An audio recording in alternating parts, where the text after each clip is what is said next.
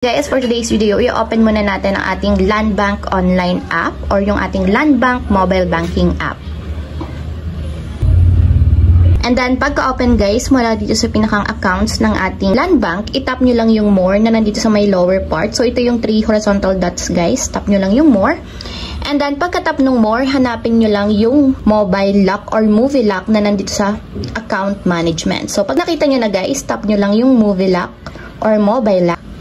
And then, pagka-tap, tap nyo lang yung account. So, itatap ko yung sa debit card. Tap nyo yung account na gusto nyong i-lock.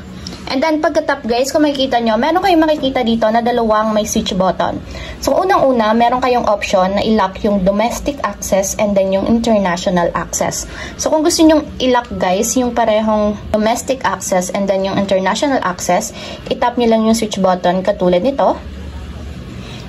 And kapag ganyan guys, lalak yung ating card through domestic access and then yung international access. So kapag nakakalock na guys yung ating card, hindi natin siya magagamit sa withdrawal through ATM or kahit sa mga online purchases kasi nga nilock na natin siya. Pero anytime naman guys, pwede natin siyang i-unlock ulit kapag gusto nyo siyang gamitin. Pero mas safe kasi siya guys, once na hindi nyo ginagamit is i-lock nyo yung card ninyo para in case mawala yung card is hindi siya magagamit or hindi ma-access ng ibang tao.